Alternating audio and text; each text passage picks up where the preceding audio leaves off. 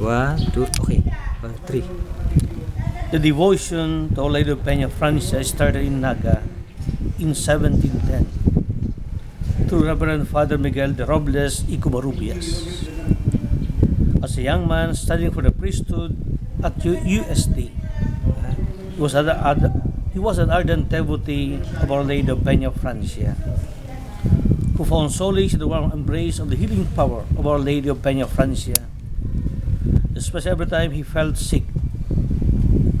Because of numerous favors he received from her, she promised to build a stone chapel for her along the banks of Pasig River in Manila, as soon as she had funds. That was his original plan.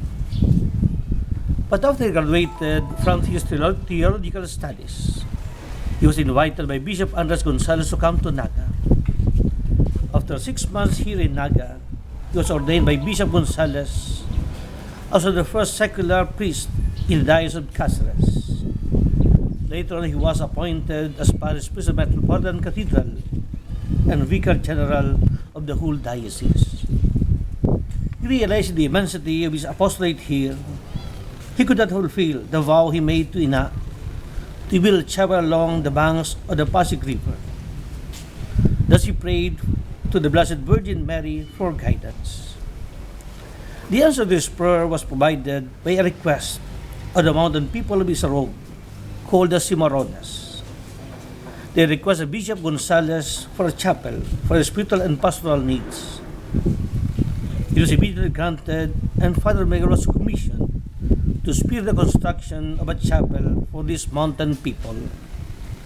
So the chapel was made of bamboo and kugun, was built along the river banks of Naga. Father Miguel asked a local artisan to carve a wooden image of Our Lady of Penafrancia, patterned after original image from Penafrancia, Spain. With the cogon bamboo chapel ready, the image of Blessed Virgin Mary was solely brought by the Cimarrones to the chapel. It became a venue for the Cimarrones to receive religious instruction and practice their devotion to Ina and other devotions. Thus, the vow of Father Miguel to build a chapel in her honor was fulfilled not in Manila, but here in Naga. And this is the place where the devotion started in 1710. Who is Our Lady of Penafrancia? Our Lady of Penafrancia is one of the titles honoring the Blessed Virgin Mary. Such title was taken from a place where the image of Mary was found by Simon Bella. The place is called Peña de Francia.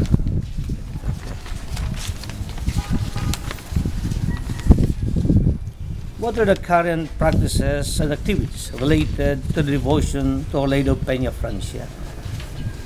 The whole year round, we have the Novena every Saturday in all parishes.